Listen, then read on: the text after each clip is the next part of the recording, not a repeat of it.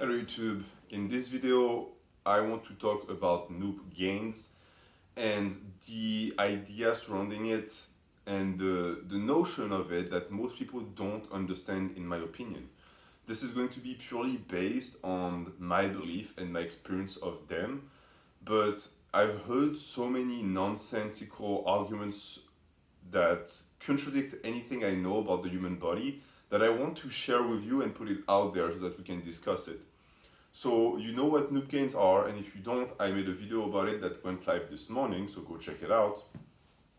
And my question is there a time frame for noob gains? Is there a window of time where they're the most potent? And can you waste noob gains? Because I have read a ton people saying, oh, if you go on the wrong program, you're going to be wasting your noob gains, which would basically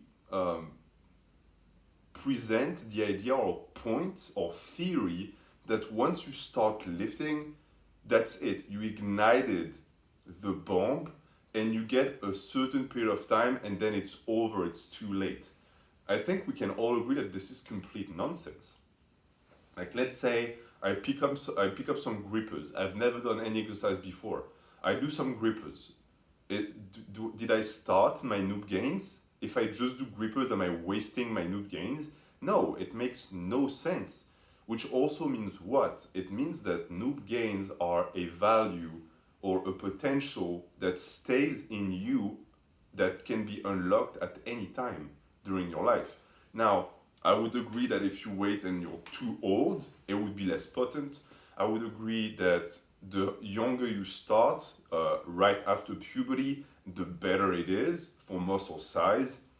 But anyone who has never touched a weight is going to experience that as long as they don't have any hormonal deficiency going on.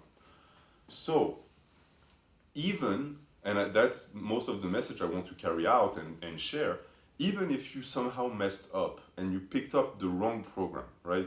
And you did it for a year, you might have wasted a year, but you didn't waste your potential. If you then switch to a good program, then you're fine. Let's say you fell for one of those machine-only program, right? And you only did machines and never any compound movements, barely any barbell movements, and you didn't make any real gains for like the first 6 or 8 months. If you then switch to a compound movement heavy program, you will make gains very fast on it. And you having spent some time before doing a program that was inefficient did not hinder your ability to make gains afterwards. That's just nonsensical. And yet I hear a ton of people making that argument. So that's one thing. The second thing is, and that's something most people don't realize, noob gains are compartmentalized within certain body parts.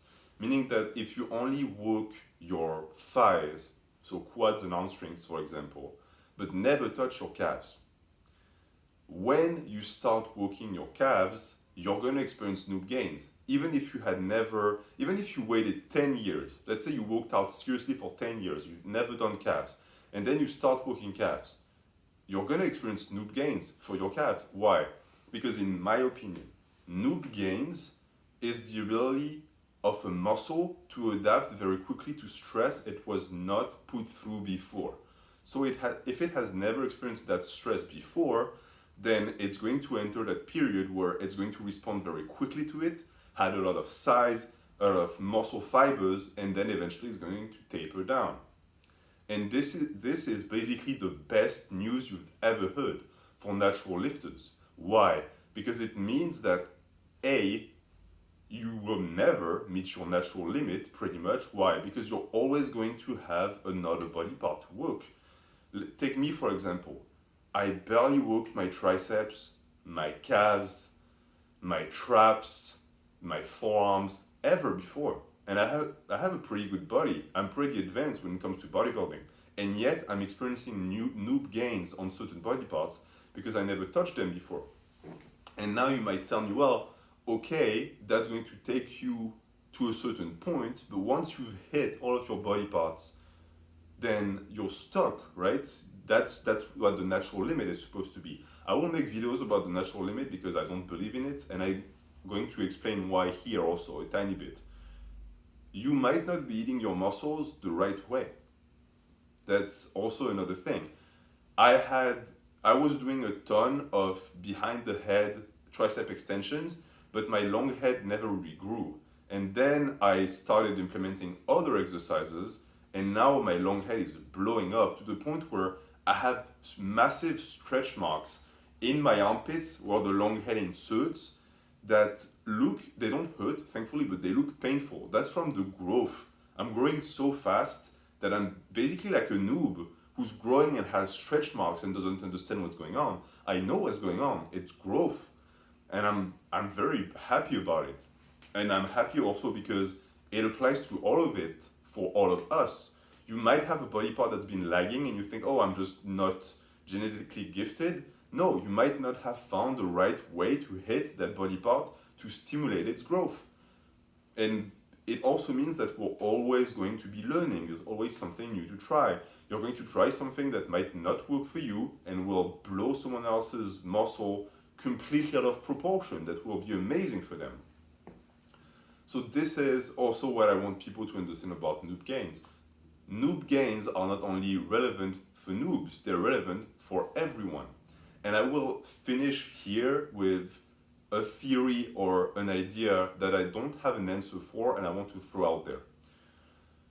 I've met a lot of people who did some athletic sports, and especially sports where strength was really important, like football or basketball to an extent, wrestling, especially wrestling. And these people, when they started lifting, were naturally strong, and some of them never really went through any sort of barbell training or any sort of actually exercise routine.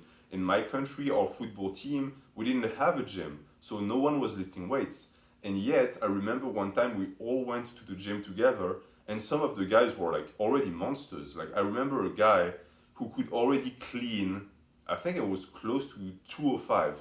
He could clean 205 for the first time cleaning, and he wasn't a very heavyweight guy. He was maybe 170. So that was really impressive. So my question is to you, because I don't have the answer. What do you think about noob gains when it comes to young athletes? Do you think that it has an impact? And also, do you think that these noob gains get consumed when the athletes train? I ask that because I also know a ton of athletes who then transition to weights and they experience noob gains again when they do weights. And not only do they experience them, but usually they grow for a much longer time than anyone else. So I don't know if it's the athletic background that helps. I don't know if it's maybe a weird variation of nucleus overload. But if you have an idea about it, leave it in the comment. And if you want to discuss the rest of the video, please do it. I would be happy to talk with you. Have a good day.